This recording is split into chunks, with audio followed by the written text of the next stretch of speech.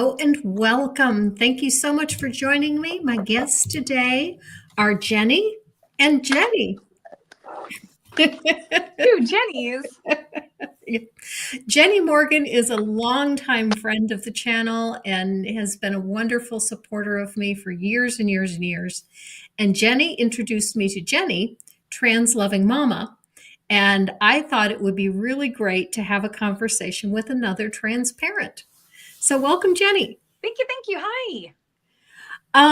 So tell us a little bit about yourself. So my name is Jenni. You can find me on TikTok, Blue Sky, YouTube, even though I really don't do much on YouTube, at Trans Loving Mama. I'm a resident of the state of Oklahoma and have been my whole life. I wasn't born here, and I used to wear that as a badge of honor because I didn't want anybody to know I was born in Oklahoma. But, the truth is I'm a lifelong Okie. And I have two kids. I have a 17-year-old daughter who is just about to graduate high school next month. And then I have a 19-year-old transgender son who is he should have graduated college this year, but he ended up taking a gap semester. So it'll still be this year, but it'll be in December. And I love dogs. I have a bunch of little dogs. Chihuahua mixes are my very favorite. And what else? I mean, that's it, Okay. All right. I also have a transgender son, and I think you knew that. Yeah. My son is 23, so he has graduated college and he's working for Domino's Pizza and is delivering pizzas. Heck yeah. He's had a little bit of trouble with some of the transitioning issue, has had some transition issues. And he went on testosterone for, about 5-6 months. His biggest issue is his voice. Okay. Because when you look at him, he looks fairly gender neutral. But as soon as he starts speaking, people assume female. And he's done the best that he can to lower his voice. The testosterone didn't do a thing for his voice, and he was so disappointed. So, I have found that it can just take longer for some, because I know I've when my son came out, the first thing I did was immediately get on social media and try to find trans creators. I wanted to learn more. I was accepting immediately. It's not a problem. A lot of things made sense, right? So I was like, okay, I have a son now. And so I got on there though, just to kind of learn. And I found that some people, it can take longer, more time. I hear that though. Yeah. That's true on the other side of the fence too, Granny. Yeah, that makes sense. Which I find so interesting because I'm not going to remember her name now. Is it Catherine O'Hara? No. Well, Catherine O'Hara definitely has kind of a deeper voice, but there's another one, and she, super famous. She was in Romancing the Stone, and she was with Kirk Douglas. Kathleen Turner. Kathleen Turner. Thank you. And I think there was even an episode of a show, maybe it was Nip Tuck, where that is kind of an issue for her because she feels like her voice is too masculine. But everybody just has different voice ranges, but I can't speak from that perspective, but I can see how that would be. Has your son had? Jenni, you should pass on that there's some people all over the internet who offer voice training lessons, and some of them charge lots of money for it, but some of them charge nothing, and people get dramatic results. Okay. I know they helped me a bunch. That's great. Okay. I've suggested that to Robin, and I know Robin has listened to some of it and has taken some of the advice, but I think Robin could use more. I think that the longer on the T will help too. I mean, Robin quit using the T. So my son started at 17. He didn't start at 17, but at 17 and a half, let's say, we went to a local clinic here in Oklahoma called the Diversity Clinic, and they do provide, they are run by queer people. They are for queer people. I absolutely love them. And they said, because I had the final medical decision making ability in my divorce, that they were like, hey, he's almost 18. If you want to start him on this, we'll let him And unfortunately, his dad, well, not unfortunately, his dad is actually a lawyer. And my concern was because his dad is not, his dad is accepting, you know what I mean? But like, uh, and so I was too concerned if I started that before he was 18, that it would impact the other child in the home, that he would, you know, it's just What, go for custody? right. That he Mm. would, say that I was medically A abusing bad my child parent. or something. So we made Right. him wait till he was 18. I actually gave him his first testosterone shot. And so he's almost 20. He'll be 20 in June. And Mm-hmm. so it's been almost 2 years. How old was he when he came out to you? He was either 15 and almost 16, or he had just turned 16. And I remember because of the car that he was looking at or starting to drive. How much shock did it put you in? Not as much as you'd think. So he had first come out as bi, and then maybe that was at like 12 or 13, when you just start kind of dating or kind of liking somebody and crushes. And then it wasn't too long after, maybe a matter of 6 months, before he said, nah, never mind, I'm a lesbian. And I was like, okay. And then so it would have been a couple years after that. Well, in that time, he began to show signs of depression. And it really hit me out of left field because so I'm a recovering alcoholic, and I had just gotten sober. And it did occur to me that, well, some of this could be because he's lived in kind of an alcoholic home, and maybe he's dealing with that. So I got him into therapy, but there was just something so different about this depression. I think it probably really started kind of around that menses time, his first menses. And maybe that was like this, oh no, now my body's really doing something that I know isn't right for me. But there was just something to it that I couldn't put my finger on. So we got him into therapy, and he spent a couple years there. And by then he had put on his Instagram something to the effect of, I don't care what pronouns you use for me, any pronouns are fine. And I thought, well, that's curious, because I wouldn't say that, most cisgender people don't say that. We don't say, well, I don't care what you call me. So I thought, well, that's interesting. And that's something to keep my eye on. But I don't really police my kids' social media. We're very, very open. My kids can tell me anything.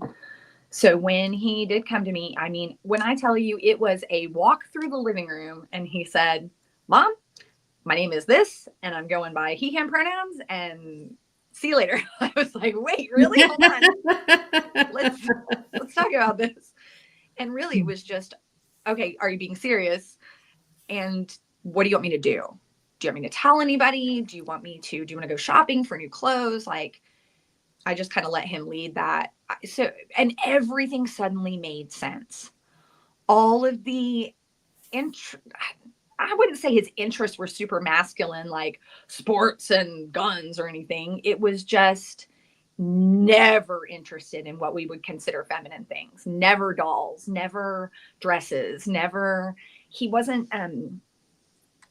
like against me putting dresses on him or anything like that. He never made a fit about that, but he just always had a preference, and he would really only kind of be dressy if it was like a special occasion.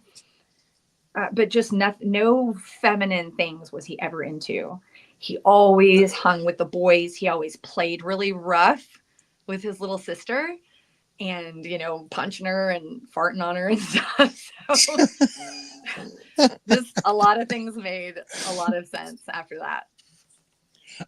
Granny, how old was Robin when she came out to you? When he came out to you, I'm sorry. Robin was 19 or 20, because it was not too long after I became an atheist. But I was not as good as you.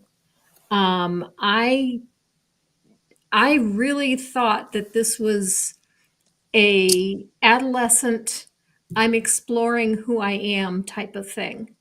And so I didn't have a problem with it, but I didn't think it was real either. I thought this was, this is a phase of he's exploring who he is, and okay, he wants to explore his masculine side. And but no, I was completely wrong. I didn't get it. Not a phase, Mom. It's not a phase. Yeah. Yeah. There's a comment I've been holding that I My wanted to bring up. my transition is a phase, but it's been going on for like 50 years, so I Okay. haven't given it up yet. It's just it's more of an eon or an era.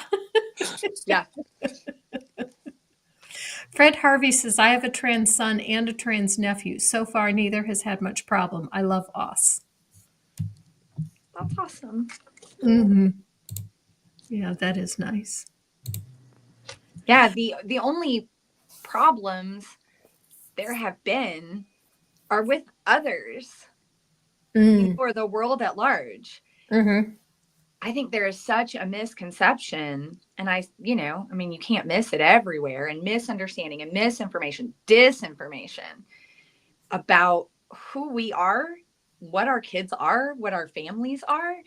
I'm just basic. I'm a basic gal. Mm-hmm. And we do basic things. I walk my dogs, I water my plants. I'm a terrible cook. My kid likes art. He loves cowboys. He loves Spider-Man. We're just no different. There's just this one detail about him and this one detail about our family. And suddenly it felt like, why are we a political target? Why is this? It was on his 18th birthday. He went to Dave and Buster's with his girlfriend, and a grown man, I'm telling you, this man was in his at least late 20s, if not early 30s, followed him around and threatened to SA him to remind him of what he is. And I thought, you got to be kidding me. So it was never a problem with him or with, once the gender affirming, I don't even want to say just gender affirming care, even though we know that mental health services do count as gender affirming care. Really, once he had hair changes and clothing changes and pronoun and name changes, his depression changed. I mean, he still, deals with that on some level, but I don't worry about him not being alive tomorrow. Do you know what I mean? Like it's Yes. just Yes. the rest of the world that is so against him for absolutely no reason. Like he has no agenda. Well, I do get it. I mean, I get what's going on, but I also don't get it. I don't get why people go along with it. Why are people so angry and so hateful? I don't get. I think there is a lot of fear about, I think it really boils down to, if people can admit it to themselves, and not all people can, this fear of their whole worldview maybe being wrong or needing to change. And when it comes to what we think is the most basic thing, there's men and there's women. If that's wrong, what else is wrong? And we just saw, and I'm sorry, I don't remember who it was. I saw a deal the other day, somebody like kind of interviewing on, there's only two genders, and someone brought up, well, what about intersex people? And this person said, I don't know what those are. You've got to be kidding. And it was just, they didn't know what. I'm talking like in Congress, like this was like White House stuff. And I thought, what? I hear that a lot. You don't even know that intersex people exist? You don't know what that is? I've on some of the lives that I've been on TikTok, I've heard people it's explained to them what intersex is, including all 16 of the variations that we know of. And people will come back and say, well, I don't believe you.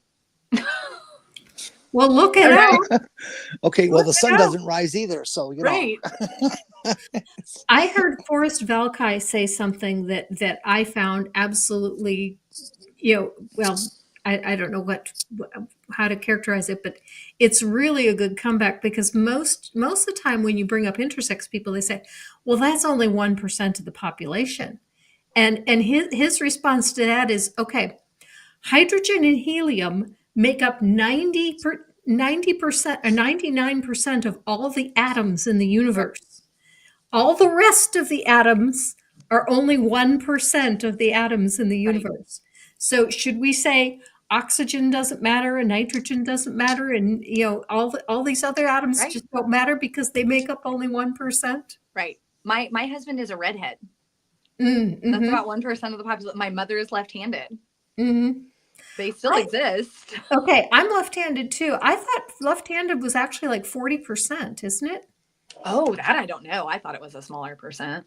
I thought it was small too, and then I saw somewhere that it was like 40%, and I thought, oh, okay. That's But wild. I don't know. I don't know. Someone in the chat will know and will post it for us. Well, I am definitely going to find you that thing that I was telling you about, where somebody was like, I don't know what intersex people are, and I'm like, oh my god. And I'll send it to you because it's I don't know what the word is for it. Miranda Rensberger says, fun fact, 1% of the population is over 80 billion people. Million. That should be 80 yeah. million people. Yeah. Well, she wrote it correctly. Yeah. Yeah. Okay. Limited Light says, okay, no, it's 10%. Okay. Left-handed people is 10%. And Bree got that too, 10%. In terms of percentages, another position I've offered people who are hating us is should we forget people with multiple sclerosis, since that's only about 0.5%. Mm-hmm. And there's a few other maladies I won't go into, but there's a number of things that society is very much up on and taking care of, and their percentiles are very small compared to the population. They just don't like sex. That's all. Well, it's deeply rooted in misogyny. Mm-hmm. How dare a woman attempt to raise herself to the status of a man? How dare a man lower himself to the status of the woman? I think it also is super important that they maintain this binary and these hard lines, because it keeps us in our place. It's always misogynistic. And it seems so silly to deny people human rights over that, but when you're fighting for the life of your own worldview, although I can't relate to that in particular, I can relate to fighting, for the life of, my values, my beliefs. And so I just try to keep it in that perspective, that that's how important it is to them. Mm-hmm. Until we can break that down, which is going to be very, very, very difficult, because, if you even suggest to a cisgender man that, and not all, we know, hashtag not all men, right? Mm-hmm. Mm-hmm. But we know that a lot of them, even the ones who will say they are more progressive, or that they're feminists, or that they're liberals, leftist, Democrats, you'll still hear stuff come out of their mouth that you're like, your patriarchy is showing, and they don't realize it is that deeply ingrained, and it's going to be so difficult to break that. I ran into that with my husband. My husband was in the military for the first 13 years of our marriage, and I told him how upset I was that drill sergeants would insult people by calling them women, girls, right. And things like that. And he did not get why that bothered me. They don't get it. They don't get it. Said, because you're using that as a term to belittle. Well, that is a belittling term. Okay, but I'm a woman. Yeah, exactly. Do you think I'm less? Well, no, it's not an insult for you because you are a woman. Yeah, I know. And they really just don't. And it's hard for them to make that connection. Mm-hmm. My husband is also former military. He is very centrist. It's a little embarrassing for me to admit that, because I am so hardcore where I am that I was like, never again, because my first husband was, just fully right wing, period. And I was like, never again.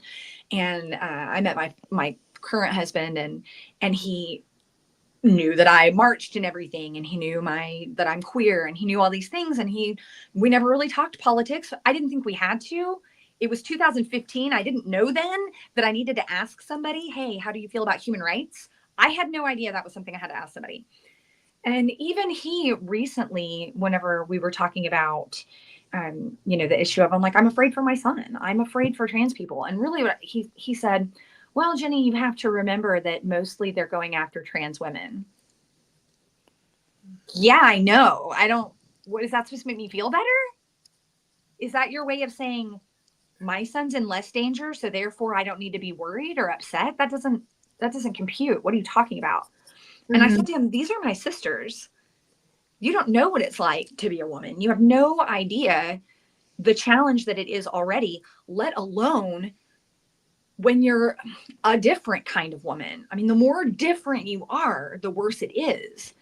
And, throw on the misogyny of that all on top of it. And he really was like, well, I think the way conservatives see it is, these trans women expect the same protections as women like you. I don't even know what that means.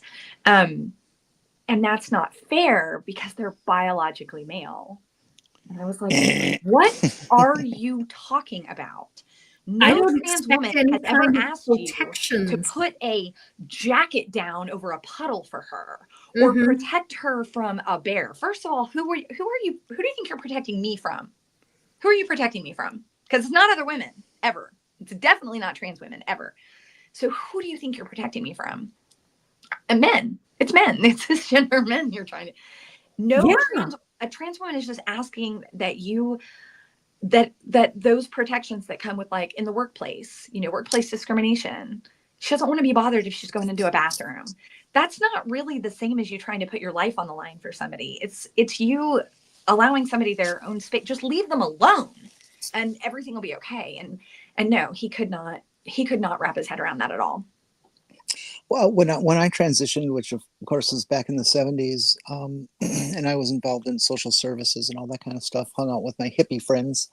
All the feminists in our group were happy to accept me, and they said, "Oh no, you didn't step back. You stepped forward. Women are much superior to men." Yes. So that's what I've been carrying all these years. Well, my mom was that way too. Every woman. I think watching a woman become is the most beautiful thing I've ever seen. It is magnificent to watch women, regardless of any kind of whatever their background, their biology, every single woman who is participating in womanhood, it is freaking magical. It is magical. And oh my God, I want to share it with every single person who wants to participate. I'm on a little lemonade. I'm real impressed with both of you because as you've been able to deal with this and live these lives, and your kids have been living these lives in such arch conservative areas. I mean, it scares me to death for both of you where you are. One thing that was really surprising for us was how easy it was for Robin at work. Robin delivers pizzas for Pizza Hut and has a coworker, another driver is transgender and another driver is non-binary. And they did have one employee there that was an ultra conservative and was complaining to the non-binary employee about a transgender employee, not my son, the other one, and was saying, "Did you know that this employee is transgender?" And yeah, so what? Yeah. Yeah. Jesse has done great with work. Generally people around his age group, younger people, are just really more, they still exist. Obviously any kid growing up here is being raised in probably a very conservative family. And yes, they still exist 100%, but they're a little less willing to be so, like, overtly vocal and hateful about it. And they're just a little more open. And I love that about that younger generation. It is rough in a more conservative area. I worry all the time. Mm-hmm. But I can't get him to leave. I've offered to help him flee the state. I've offered to help him flee the country. And he's like, no, I'm not going to go into hiding. I'm not going to take off. I have my girlfriend here. I want to finish school. So he's not willing. And I love that for him. And he doesn't want to be an activist. He doesn't want to be the poster child for being transgender. He really just wants to be left alone. Mm-hmm. I picked up this torch because there was always so much misinformation. Anywhere I went, I wasn't super vocal about it at first. I mean, whose business is that? But I would hear people got comfortable saying things around me because I am MAGA shaped in a MAGA state. And so people got comfortable saying things around me. And I was like, you know what? I don't want you to be comfortable saying things around me. I'm not that one. No, I'm not the one. And it's a lot easier to just say, hey, someone I love is transgender. And people all of a sudden, I've got somebody walking in. Unfortunately, I am at work. I'm going to bounce for a few, but if I can, I'm going to come back in. Okay. Sounds all right, good. Bye. Bye.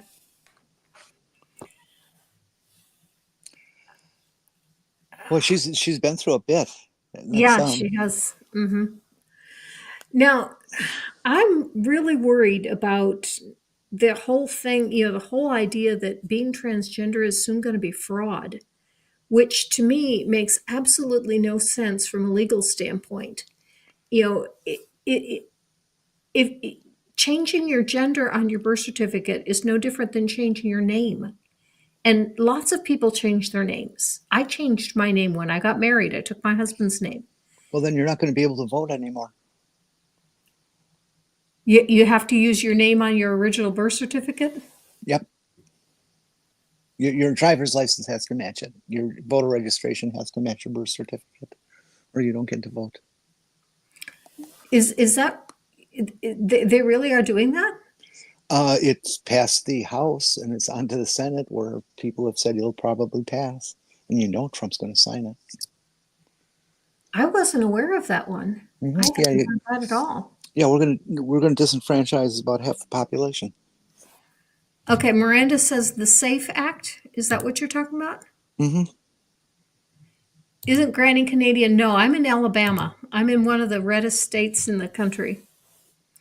The only states that are redder than the one I'm in are Florida, Texas, and Mississippi. Oh, Tsunami says no, it's the SAVE Act. Really? That's incredible. Hi, Tsumami. Yeah, it's that one bothers me more than anything that they've done so far, including all the hate stuff that they've done against trans people, to take away people's vote intentionally just because they're women, and they're couching it as, oh, well, this is part of the Real ID things. Sensenbrenner proposed a Real ID back in 2001, and you guys passed a couple different versions of it. You got to pass something more. Have we had that many terrorist attacks here? Now, I have a Real ID. So can I still use my driver's license? I'm not sure. I am not a lawyer. You are. Okay. So you'll have to check on that. I'll have to look up what the act says, because I got the Real ID a while ago and I didn't use my birth certificate. I just brought my old driver's license and my passport. I guess they'll allow you to vote if you have a passport, so maybe you'll be okay. Mm-hmm. Unfortunately, they won't give me a passport, so. They won't give you a passport? Oh no! They started. There was this young woman who's some sort of TV actress and all, and she came out in the Pink News and other places that she was getting her passport renewed, and they said you can't have that gender marker. You have to go with your birth certificate gender marker, and we're not going to give you a passport, and we're not going to give you all your documentation back either.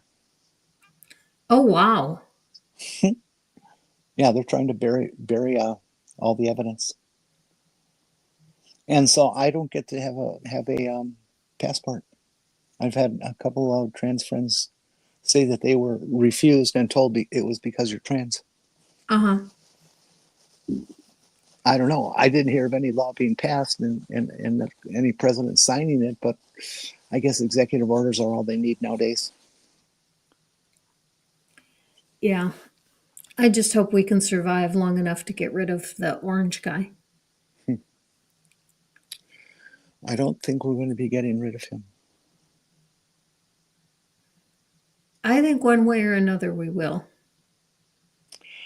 Oh, You yeah, know, I know what you're saying, and yes, in some way we will. But then we have Vance to put up with, and he's a dyed in the wool Nazi. yeah, but what I mean is there's going to be an election in 4 years, You and think so? yeah, I do, because I don't think that Trump could stop it. It's in the Constitution, and he can't change the Constitution that fast. The only thing he can do is declare martial law and claim that because of a state of emergency, we can't have it. But I don't think he's going to succeed. I think the election is going to happen, especially since he wants to try to run. He can't stop the election if he's going to try to run. Now, obviously, he can't run. Yeah, Jesus Tale says he declares emergencies weekly. True, but he has not declared martial law, and I don't think he's going to.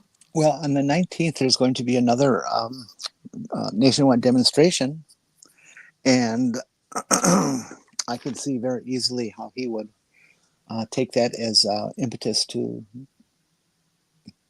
start martial law. Oh, look at all these millions of people. They're potential terrorists, and we got to do this now. And all his little grunts are going to believe him. I think one of the scariest things is that they've openly said from the White House press secretary that they are considering deporting U.S. citizens. Mm-hmm. They have absolutely no authority to do that. And so they didn't have authority to do it the first time. Right. But it was a closer case because they did have the authority to revoke. They do have the authority to revoke green card, or they do have the authority to revoke your right to be in the country to anyone who's here, even legally, if you're not a U.S. citizen. And they actually I was shocked to discover this. They have the right to revoke citizenship from someone who's a naturalized citizen as opposed to someone who was born here. And they don't even have to worry about your citizenship if they want to get busy. I mean, look at the Rosenbergs. Mm-hmm. And for those in the chat who may not know who the Rosenbergs are, they were husband and wife, and they were both executed for espionage. Mm-hmm. Yep. Oh, we live in troubled times. We live in very troubled times. Indeed. And the sad thing is we brought this on ourselves. And when I say that, I don't mean you and me, because obviously we fought as hard against this as we could. But our fellow Americans did not. I think it's really sad that Trump told people exactly what he was going to do, and people didn't believe him. And now that he's doing it, people are just completely shocked. Like immigrants said, "Oh, we're fine with this. We don't think he's really going to start deporting people." And now he's doing it, and they're surprised that he's actually doing what he said. He told us he was going to be a dictator on day one, and he's acting like a dictator. Well, he told you he was going to do it, and he's doing it. Yeah, it's pretty sad. Mm-hmm. It just angers me to think about a total loser like Donny Boy and his short-term history of his family in this country would have the ability to kick me out of the country, with my family having been here for almost 250 years now. Come on, no, Donnie, you're in my country, and I don't want you here. I think you have to leave. Mm-hmm. Yep. Actually, he couldn't go back to Germany because they won't let him in the country. He's a felon. Yeah. Deport his wife. Oh, yes, and Barron. Mm-hmm. Although Barron was born here, wasn't he? Yes, but if they also want to get rid of birth rate Citizens. anchor babies. So that's what the kid is. Mm-hmm. Oh wow. I didn't realize Jenny was going to be at work and wouldn't be able to talk about because we were talking a little bit before the show about some legislation in Oklahoma where they're looking to ban mental health care for children in schools. And I was asking Jenny if this was limited to gender affirming care, or if they're trying to get rid of all mental health care for students in schools. Um, if they do, and that starts becoming more widespread, that's going to affect me a lot because most of the kids that I work with as a Kaja, they get mental health counseling in school. A lot of, even the counselors that work for the NCAC, the National Children's, oh gosh, now I can't think of exactly what it stands for, but it's a children's advocacy. Um, um, I forget what the other C is, but anyway, they send their counselors into the schools so that the kids don't have to get transportation to the counselor after school. They get to see the counselor in school.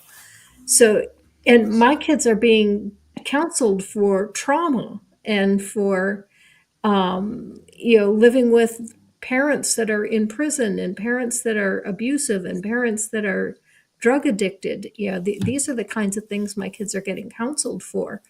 And if we're going to start getting rid of counseling in schools, that's a serious problem for a lot of students. I agree. It's I've heard so many conservatives on live that I've been on say things like mental illness doesn't exist.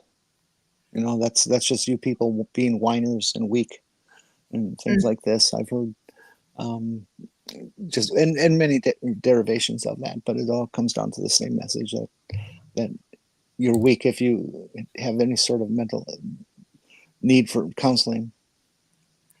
Exceptionally Average says Texas legislators are targeting all special needs children. Really? I wasn't aware of that.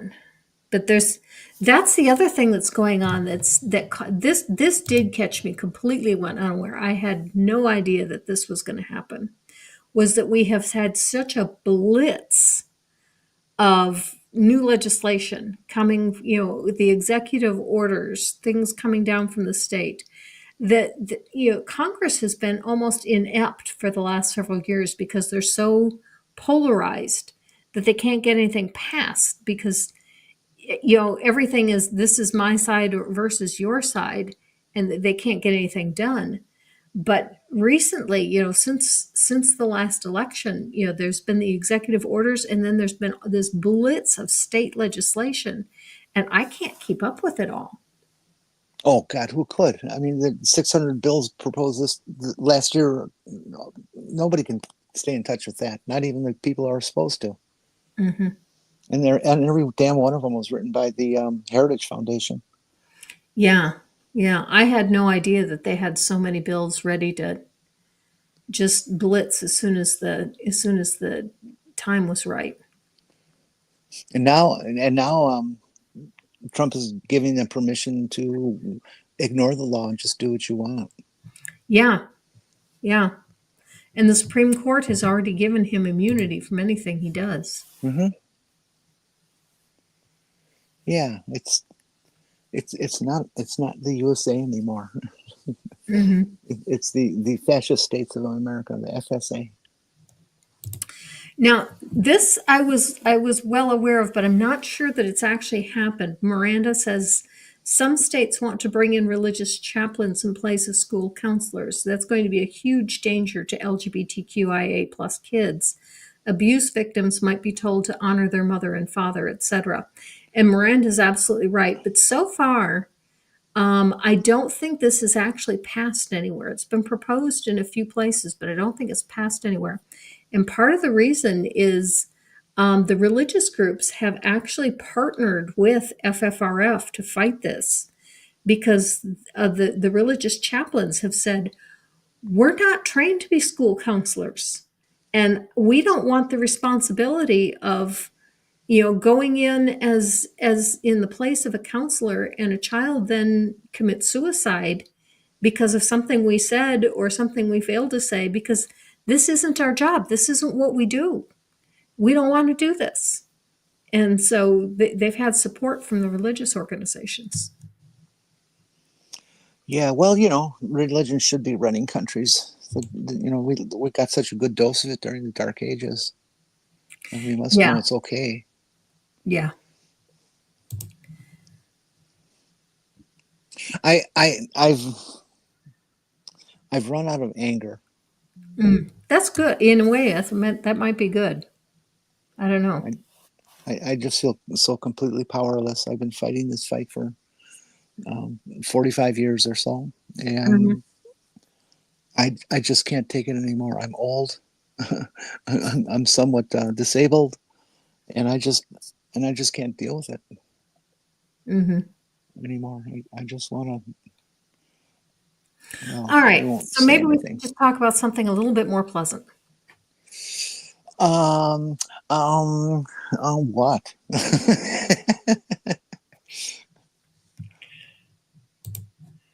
Tsunami says congressional reps are more concerned with their next election cycle than they are with doing anything. Yeah. Cory Booker's speech. Did you fabulous? It was. It was absolutely fabulous. And I hope a lot of people start following Cory Booker. He gave a great example. Yeah, that's what we need, is people stepping out and going the extra mile now, and people who have never been involved to realize that what we have going on today is what happens when you don't get involved.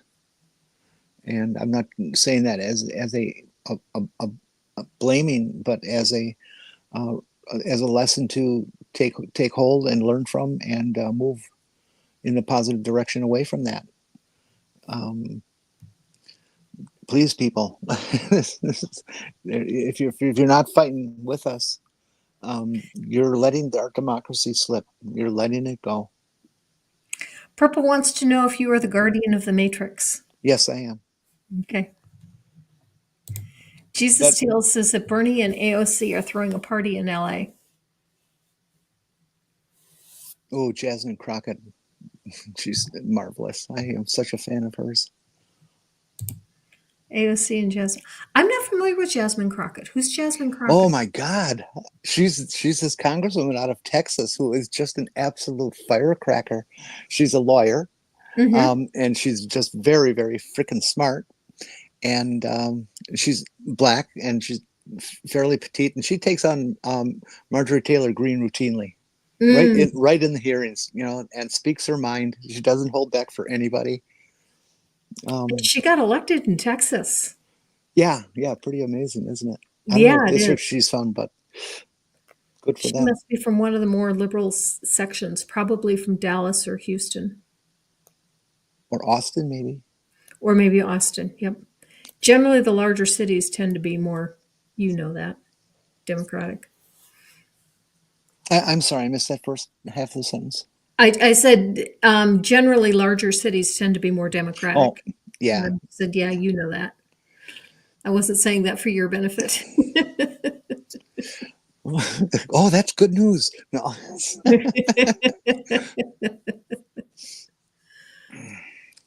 And I love it that's true, because we have, technically, if everybody voted, we'd have the majority of votes every time, but they love to make that US map with all that red and say, see, we control all the land. Yeah, well, land can't vote, dude. Oh boy, these people. I have not read all of Project 2025. That's like a 1,000-page document. You've read more of it than I have. If they were actually to succeed and get everything they wanted, What kind of country would we be living in? I mean, would they require church attendance? Would they deport anyone who doesn't believe? I don't know about that, but the Christian nationals would definitely be in charge. I mean, Christian Mhm. nationalism is not Christian at all. It's just Right. nationalism, Hmm. and their desire is to be in power and to um, take it back. They're partners with the Federalist Society, and they're interested in pushing everything back to the way it was run in the 1700s. That's the original Constitution, and that's all that matters. None of this other stuff that they've put on, like human rights and stuff. They don't care about that. They just want to have control again, and make you and I slaves and them gods. It's tragic. Hmm. Okay. So what else is new with you, Jenny? Um, Not a lot, really. I've I mean, I don't. There's a lot of stuff going on that I just don't want to get into in a public venue. But I um, totally get that. I'm surviving and making it day to day. They Trump took. Well, I mentioned that earlier about my Medicare, didn't I? Hmm. Yeah. Hmm. Okay. So that's kind of the biggest news that's on my mind right now. I'm trying to get that changed. I guess I just haven't talked to the right person yet. And as far as our food pantry here goes, all it's going to be able to do is to beg for private donations. I know that the one grocery store we do have in town. Oh, that word groceries! It's such an amazing word. Nobody's ever heard that before. Um, that they have a shopping cart there, and people put stuff in, and it goes to the Oh, that's pantry. But nice. Hmm. but one basket full of goods, as lovely as it is not going to take care of the Yeah, population of 900. yeah. It's, One thing that Jenny brought up when she was here that I kind of wanted to get into a bit is the biggest issue that I have is protecting Robin from other family members. Um, my husband and I have no problem with Robin, but certain other family members do, and so Robin just simply avoids those family members. have you ever asked those family members why they think it's any of their business? Well, it's not so much that they think it's our business as much as, just if we get together with them. Like we went to a wedding recently for one of them, and a family member refused to use Robin's correct pronouns. And so, that's the kind of thing that we run into. Yeah. I don't know what to say or do about that. I have had that exact same situation in my life, and my resolution of it was tell them to get fucked, and I haven't seen them in 45 years. So it's resolved as far as I'm concerned. Uh, Um,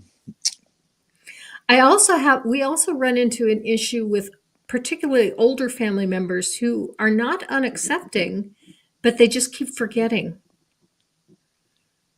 I've got an aunt that has no problem with that Robin is male, but keeps forgetting that. yeah, it's hard for folks. It's hard. I think. Well, it's absolutely hardest for the folks that have known you since you were born. Exactly. And I don't. I guess I give them special disposition on that. Dispensation. That's it. Thank Yep. you. Um, like my dad. I let my dad treat me like shit for all the rest of his life up until the last week when he finally used my name and my pronoun. Wow. Yeah. He finally did at the very end, huh? Yeah. Wow. Of course, he didn't apologize, but he did at least use it. And obviously, that was tough for him to do, but he did it. Uh-huh. Um, but my cousins and that sort of thing. I've got two cousins on my dad's side who are about the same age as me and my older brother.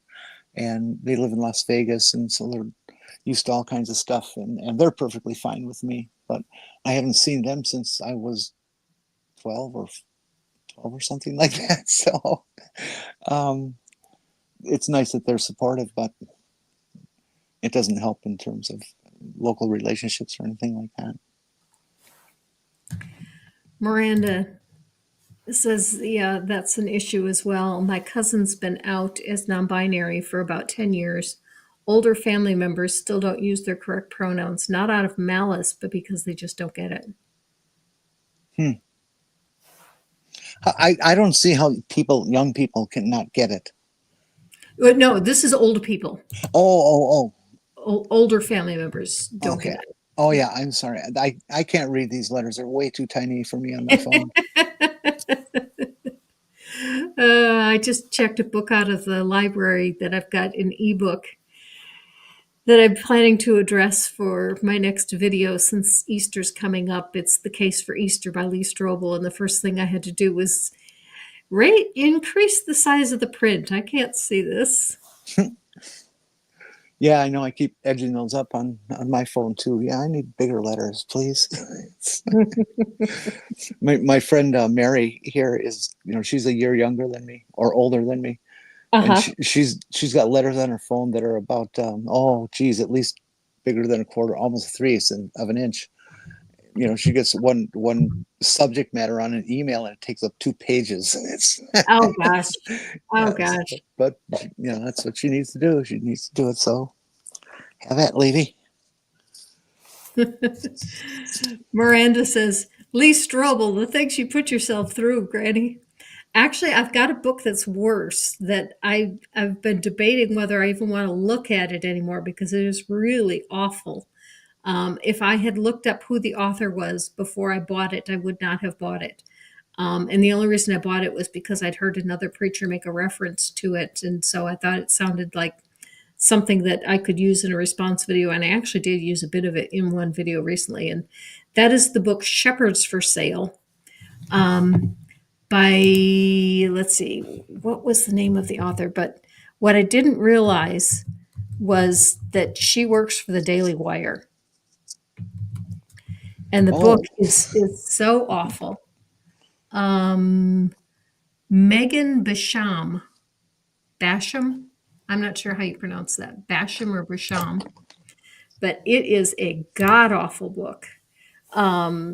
Climate change denial, anti-vax, just all the things that you get from the Daily Wire are in there. That book is just really awful. And I mentioned in the video, if anyone wants me to do a review of how bad this book is, leave something in the comments. And one person did ask for it. So I'm trying to decide if it's worth my sanity to actually do that. Did you hear the big news that I heard yesterday? This is just phenomenal. I'm so glad that Trump won the election and named all those fine people as cabinet members.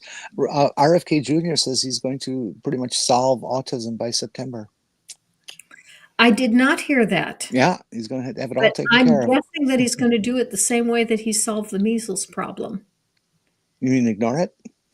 Well, the other day he declared that the measles outbreak is over. Oh, he did? Yeah, he just declared that it's over. And so that's it. It's over. Well, why did the number of cases that are reported double in the last 4 days? Mm-hmm. Oh, that's what the people on the news were saying, that he declared it's over, but we've had a spike in the cases. Purple asks, Shepherds for Sale, is that a treatise on biblical slavery? No, it's about how pastors have sold themselves out to the liberal left. And it's a big complaint about liberalism in Christianity. Yeah, well, Jesus was a fascist, so they want everybody to be that. And Dark Side of Delight Production. Oh, shoot. Speaking of Dark Side of Delight Productions, I forgot to put my banner up. Sorry, people. Dark Side of Delight Productions is in the banner. That's why I suddenly realized it when I saw their name. I don't know Dark's pronouns. Sorry. But they will solve autism by saying autism doesn't exist. Yeah, I think that's exactly what he's going to do. He's going to simply say that autism is no more, and Yeah, simply declare that it doesn't exist. Let's see how I can get your whole name there. Oops. He, him. Thank you, Dark. Oh, that's Miranda. Okay. Miranda, now let's see, what did you say that I was going to comment on? Here. Is that the comment you wanted? Oh,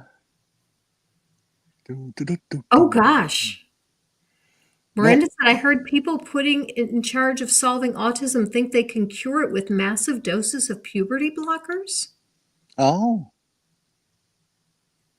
Goodness gracious. Oh, So yes. they put puberty blockers back on the shelf for young people. Well, they're going to turn them trans. You know, they're going to all turn into trans kids. Well, trans kids can just say they're autistic to get their puberty blockers then. Well, that sounds like a good idea. You say, damage Jenny, you're not adhering to the Jedi mind trick. Well, I've had to give up the Force because with my degrading memory, last time I used it, I turned a banana into a tree. So I just can't do that anymore. When magic goes wrong. Yeah, Robin is always asking me to control the weather and turn time back and things like that. And I just keep having to remind him that I just don't have that much power. We do as a group, but it's just hard to get half of us out of the house to vote. Mm-hmm. I did see something encouraging from Aaron in the morning the other day that in Montana, there was a piece of legislation that was, let's see, what was it? Oh, they wanted to criminalize the use of puberty blockers and any other gender affirming care in Montana. And a non-binary legislator stood up and spoke against the bill and said, look, the effect of this bill is going to be if anyone comes and wants to visit Glacier Park and their child is on puberty blockers and they give their child a puberty blocker while they're here visiting the park, now they are guilty of a felony and they can be arrested and put in prison. If any parent chooses that this is what is right for their child and they leave the state to go use this and they come back, they've now committed a felony and they can be put in jail for that. We're supposed to be all about, parents have the right to choose the best health care for their children. And if we really believe that, then we shouldn't pass this bill. And there were 15 Republicans that crossed party lines to vote against the bill, and it was defeated. Well, Aaron, you know that Aaron's wife is that legislator in Montana. No, I was not aware of that. Yeah, and she recently gained this other guy that you just spoke of as a compatriot because they're on the same side of the fence. So okay. It's interesting that they have two voices in there now, and they only had one. And that is so cool. It's probably just creeping them out to no end. I didn't even know Aaron Reed had a channel. I follow Aaron Reed on Substack. Substack, yeah. Yeah, she really does a good job.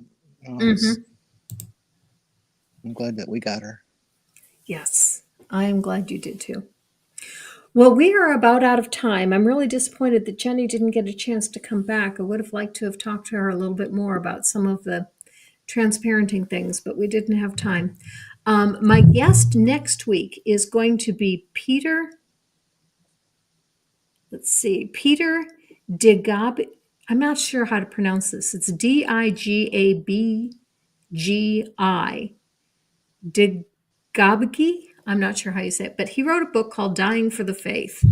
And it's a novel, and it's set in first century Galilee. And if you read it for the first few chapters, you might think you're reading a Christian novel, and You have to get way into the book before you find out that it's really written by an atheist. And he did that on purpose. He wanted to try to draw people into what he had to say before he gave his perspective on it all. But it was an interesting read. So he will be the guest next week. Well, Cool. thank you so much. Go ahead. I just think cool, a real life author. Yep. That's a watchable. I've got a couple of authors coming up, and the one that I'm really excited that's coming in a few weeks, or next month, is Kelsey Johnson. And I still need to finish Kelsey's book. She's an astrologist. Is that right? I always mix up the words astronomy and astrology. Does she believe in? Does she think the Earth is flat? No, she's a professor of astronomy. Okay. In I believe it's in Virginia, but she has some really great perspectives on the origins of the Earth and the origins of the universe, and looking for extraterrestrial life and things like that. That one's going to be a really good one.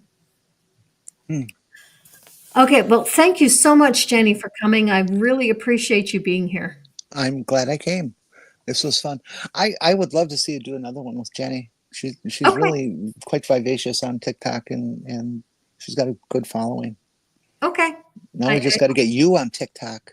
The only reason I didn't join TikTok was I was not sure it was still going to be here, and I thought, why try to start building up something that's going away very soon?